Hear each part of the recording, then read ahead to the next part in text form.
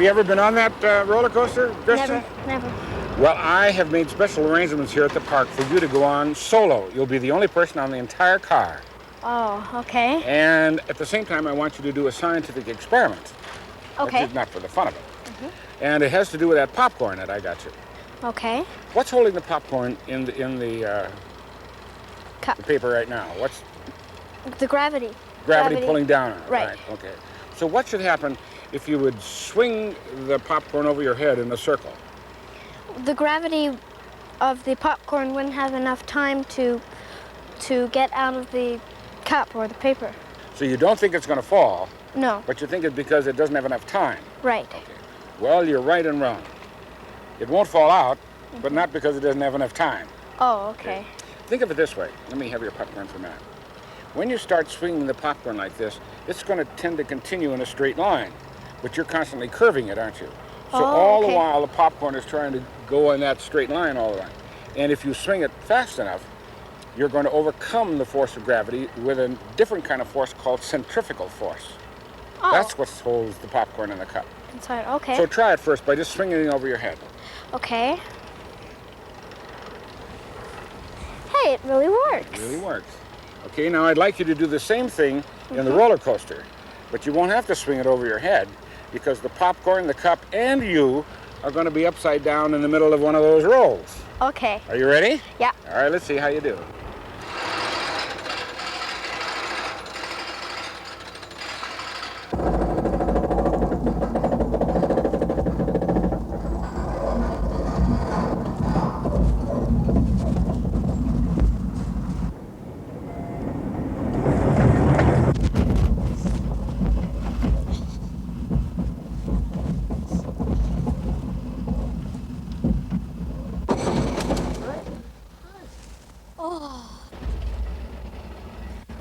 How'd you like your solo ride? Oh, that was scary. Scary? Yeah. Okay, get out so the other people can come in.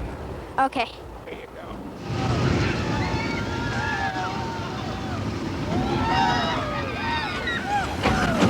Well, Kirsten, tell me, how did the scientific experiment go? Oh, it went really well. It did? Yeah. What happened to the popcorn? The popcorn, well, the centrifugal force kept the popcorn inside the cup. Only a few kernels came out. Few kernels? When did the kernels come out? When I went on that loop. On the loop part? Yeah, it was really... Why do you think it came out then? Well, I don't think I was going as fast as I was when you were swinging it this way. Yes. Yeah. How about your stomach? Did you feel any centrifugal force on that too? I certainly did. Yeah. Well, it worked out very well. Thank you very much for the scientific experiment. Well, thank you.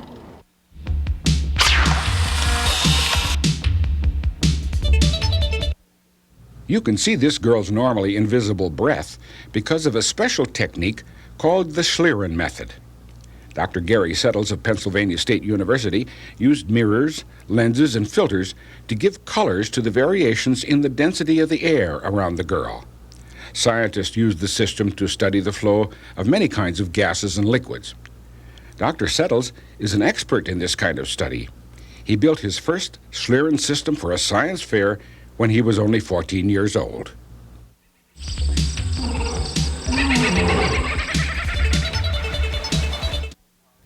Stacy, have you ever been on a safari? A safari, you mean like the ones in Africa where you go and see lions and everything? Well, that's what most people think of when they hear the word safari, that you're going to get dressed in a pith helmet and go off into the jungle and see animals. But safari, the word itself means a journey. And you and I are going on a safari, but we're going to do it in a pond. Oh, I see. And I'd suggest that you try it because it's very exciting, but you need some tools in order to do it. So first of all, you get the bottom, in the middle, in the top of the water, put it in the aquarium, let it sit. Then I put a light over there, and you can see, if you look through the side, already all kinds of animals swimming around. Yeah, especially by the light. Well, some of them are attracted to the light, and then others would be repelled by it. Then what you need to do after you can look at the things right here in the tank with various kinds of magnifiers. Here's one, for example, that wouldn't magnify too much, and you can see a fairly decent view. And that's the type that magnifies maybe 3 times or so. Then when you get a little more expert at it, you might want one in which you can magnify 3, 5, and 7 times, or 10 times, or up to 20 times. And this kind, you see, you can add various lenses to it. So you can see really well. Yeah. My favorite, of course, is this one. This is a jeweler's loop. You ever seen jewelers using one of these? I don't think so. Well, it has 2 lenses on it like this. This one magnifies about 5 times, and this one, you put it on, it's about 12 times. And here's the way you use it. You see, you put it around your head like that. Oh, yeah, I've seen those kinds. Yeah, like this. Then when you're finished with it, see, you can use like that, and you can use both your hands. But the important thing is that it leaves both hands free to be able to look at stuff. And it also means that it holds the magnifier close to your eye, which is where you ought to have it, so you see the biggest field.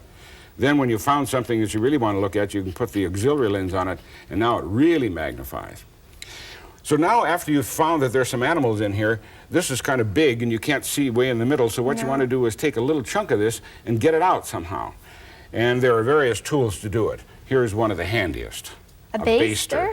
Well, you see, it's a great big syringe. You can put it in there and let go like this, and you'll suck up a lot of the animals. So I've used that a lot. Then a smaller version is also helpful, in that if you want to get little small animals, you can get it with this. Eyedropper. Then this is also handy for picking up stuff. Yeah. Then there are a couple of special tools. This one, for example, is just a pin with a thing bent on the end like that, so that you can pull the little weeds apart or handle the little animals. Then this is one of the most important. A paintbrush? Yes, a little paintbrush. Because you see, you can push the animals against the side and move them around without damaging them. I see. Then what you want, after you catch them like that, then you want to put them in little small containers like this. And even the top is very good, because you can put some of the water in here and you can see what you've got. Yeah. And you can study them. And then you'll kind of wonder about what they are. And then I'd suggest that here's an inexpensive book, or you can go to the library and get books. And this is all filled with nothing but descriptions of all the little animals that you find. And this is my favorite page. You see some of the animals that are on there? Yeah. I've caught a couple of those. I'm going to show them neat. to you, so I want you to take a look at that page. Okay.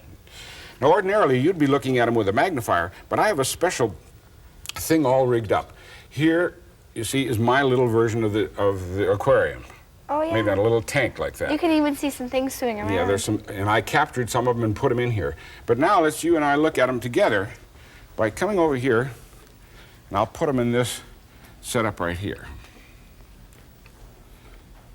This is a little microscope stage, you see. It's a movie camera. Well, and the lights are shining, and it's a television camera over here, and the signal goes down over here, and up there, there's the view. There's lots of things swimming around. Yeah, lots of things. So I really haven't had a chance to look at it, so let's you and I go on a safari and see what we got. There's something that looks like a miniature tadpole with a tail. Yes, and those are eggs that are on the end of this tail. There's the edge of the tank. Now let's go up to the top and see what we've got up there. Well, there's a few. What is that? I haven't the slightest idea. That's one of the exciting things about going on a So you safari always find like this, something new? that you never know what you're going to find. And that's just like what happens when you go to Africa, because you've been riding around in the bush and you never know what's going to be around the corner. That's neat. Let me take this out of here, because I captured some animals ahead of time, and I put them in a special little tank, just like you would in a safari. You'd capture the animals and put them in a cage. Well, here are a supply that, Some more. I think you'll be able to recognize these without... Oh, a snail. Yes. A Oh, it's little moving, tiny too. snail. So you can see its little There, feelers on see top. the little feelers? Yeah. And it's, that's... Walking along on its foot. It does not move, like, it doesn't seem to be moving very slow, but... Well, that's again because we're magnifying the movement as well. It seems to be gliding along. Yes, it sort of glides along on that foot. Neat. And they're fun to watch because they don't move so fast, so you can follow them a little easier. Yeah. Well, Getting anyway, a you can free have a lot ride. of fun with these. Then, do you remember that page in the book that I showed you? Mm-hmm. Well, I'll show you my favorites. And here they are. These are sort of the lions of the underwater safari. They're big. They look big. Let's go over and there's one right there. Oh, yeah. Is that his tail there? That's his tail. Let me get him in focus. He's hiding along the side. Let me go to the other tank. I got some more over here and see. There's one. Oh, yeah, he's upside down. What are these called again? These are various nymphs. They're a type of fly that looks something like a dragonfly, but they're smaller, and their wings are quite thin and so forth. And they live most of their life underwater. And they hatch then and come out and fly around for the one day when they're adults, but the rest of the time they're living underwater in this form. Looks like a grasshopper almost. Sort of, doesn't it? See the big eyes? Yeah, on the just, side of their head. Yeah, isn't it amazing that this animal will eventually sprout wings and be flying around in the air? Yeah. So you can spend hours watching these because they're great predators. That's why I call them the lions of the underwater safari, because they eat other animals, and they have a long jaw that comes out and grabs them. So you'll find yourself sitting there holding your breath waiting for them to grab something. Anyway, you said you'd never been on a safari, and now you have. Yeah. But a safari in a pond.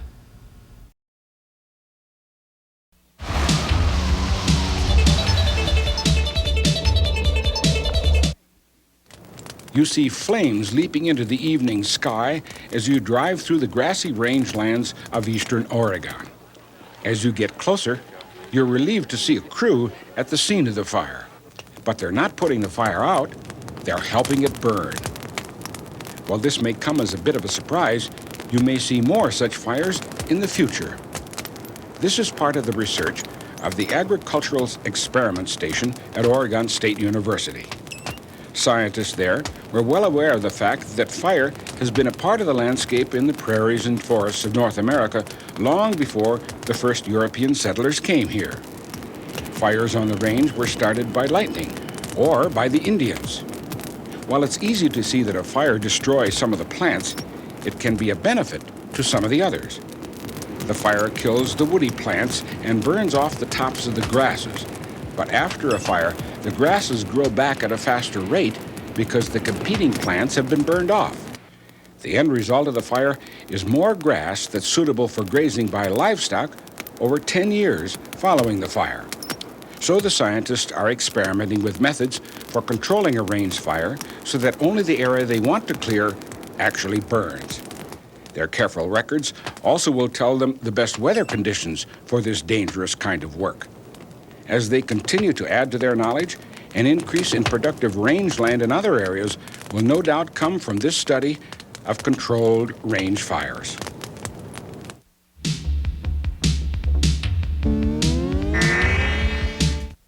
Bat. Bat.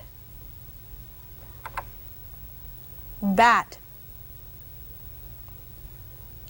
Now, this looks like sort of a computer game, right, Jason, in which you're trying to say something and match a pattern, but it's actually a very serious device for helping people that have a sort of have difficulty. For example, say after me, dilly-goo. Dilly-goo. How did you know what to say? Well, I heard you. You heard me. What if you had to say simple words even and you couldn't hear them at all? In other words, you were born deaf. Have you ever heard a deaf person speak? They sort of really Well, they have a difficulty because they can't hear themselves and they can't hear other people, and that's how you and I learned to speak. So some engineers came up with the idea. One of them was deaf, by the way, and he got the idea, what if we made a computer program and put the computer and the monitor all together so that the deaf person could see how they sound? Oh, I get it. So that's what I'm seeing. With That's my what word. you're doing.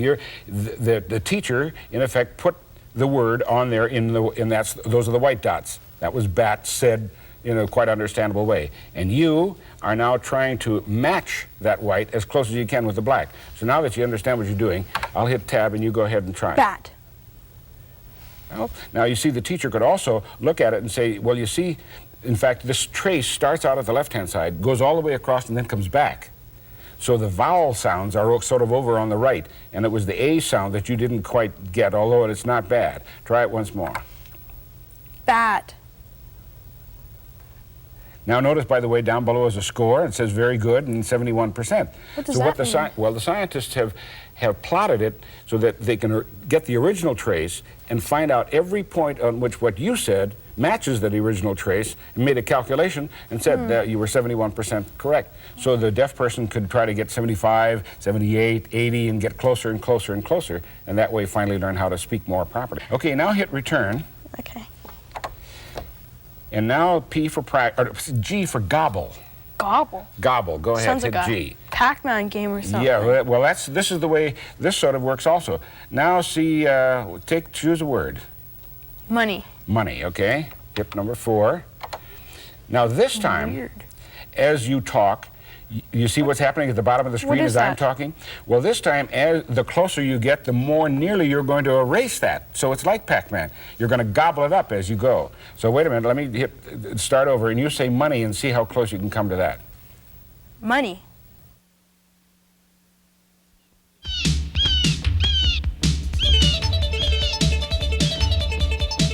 The time-lapse camera captures the rapid growth of the Amanita family of deadly mushrooms. It's a good idea never to eat any wild mushrooms. Eat only those you buy at the supermarket, and you won't be in any danger from the deadliest or any other mushroom.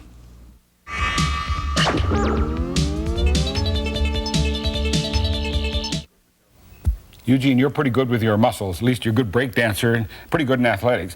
Well, here's the sort of nice trick to play on your muscles. Stand back in the doorway. Then push upward like that on each side with your arms as hard as you can. Okay. Just keep pushing. Don't stop. Now, that brain of yours is sending a message down here to these muscles on this side to pull, right? They're pulling as hard as they can. Yeah, that feels pretty hard. The muscles on this side are not, because you're not pushing in that direction. Okay.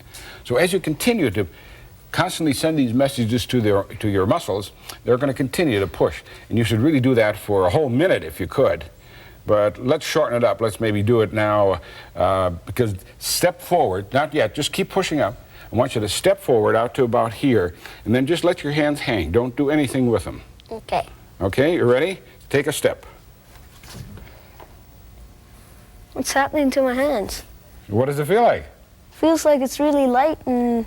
Like they're going up without you Yeah. doing anything about it? Yeah. So try that on your dad. Have him stand in the doorway and push as hard as he can for a full minute. And what happens really is your muscles have been getting that message so long and they're so accustomed to pulling up that they'll continue to go up like that even when you don't try to do it.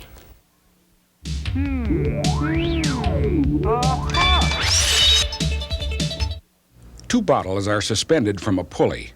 Both are filled to the same height with liquids. The bottle on the left is filled with water. The one on the right is partly filled with water plus a red liquid. Both bottles are resting on a lab jack. When the lab jack is cranked to lower the platform, will the bottle with the red liquid go up, down, or stay at the same level as the bottle full of water on the left? A clue. Note that the red liquid is floating on top of the water. Okay, here goes.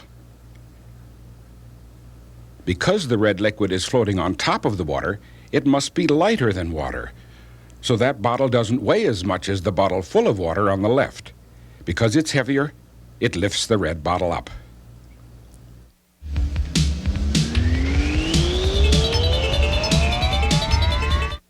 Scott, have you fooled around at all with electricity?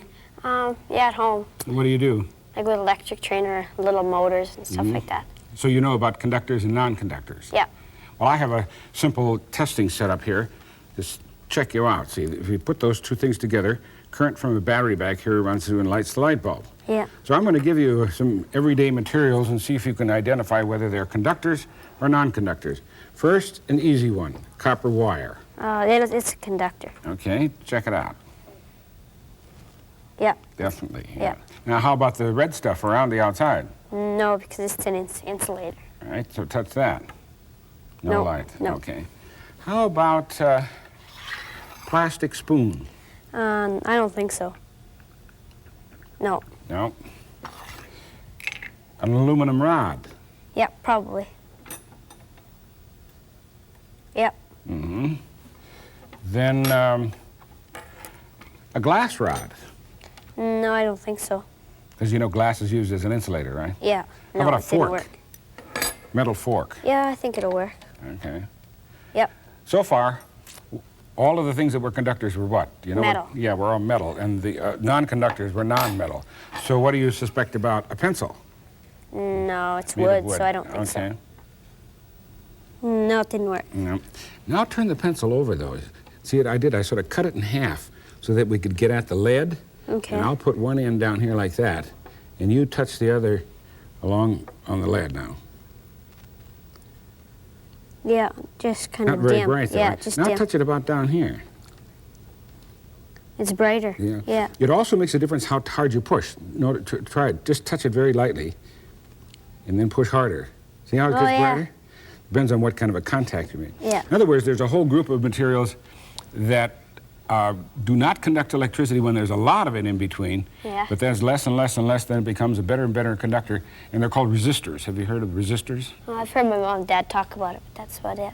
I wonder if they were talking about electrical resistors or political resistors. I don't know. Anyway, they were talking about people who resist something are called resistors, and this, of course, resists the flow of current. So that's why it's called a resistor, too. Okay, how about this one? You even know what it is? It looks like some kind of heater or something Yes, like that. you screw this into a special sort of socket, turn on the current, and this gets hot and gives off heat. So what do you suspect it will be, a conductor or a non-conductor? Kind of a medium conductor. Kind of medium, all right. First of all, start up here near the top. Okay. So you have just a little bit of the wire there. Yeah, it's... Yeah, okay. Where's- Now go down. You have to sort of scrape it because I think there's some oxidation sort of on the... Yeah, it's getting a little dimmer now. Yeah, dimmer and dimmer. Yeah, Boy, it's quite dim now. yeah. If you go way down to the bottom, I don't think you'll get any current Yeah, go it's through just at a all. little bit light Just now. a little tiny bit. Yeah. Now, if we had more voltage, we could force some more current through there. Yeah. So that how well the resistor works depends on voltage and several other things. How about this one? Now, this one's tricky, so look out. Here is a coil of wire, copper wire, Yeah. but it's very thin. I'll connect one end. You get ready to connect the other. Okay. See it over there? Now, don't connect it yet, Okay. because I want you to tell me whether you think it's going to be a conductor or not a conductor. Yeah, it's probably going to be a conductor because it's Okay. made out of the same stuff Right. as wire.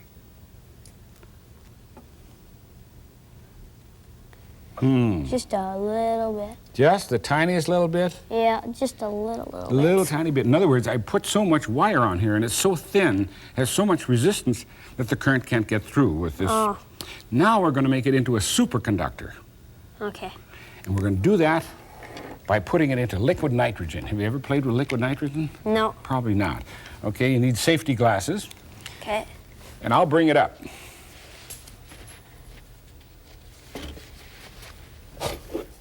I have it inside a can with all kinds of insulation around it because snow on it's the paper. very cold, about 300 degrees below 0 Celsius. Bubbling in there. Yes, that's because it's boiling from the heat in the room.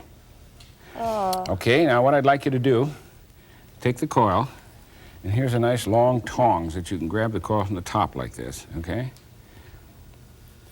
And now we'll connect it up, get it all set ahead of time.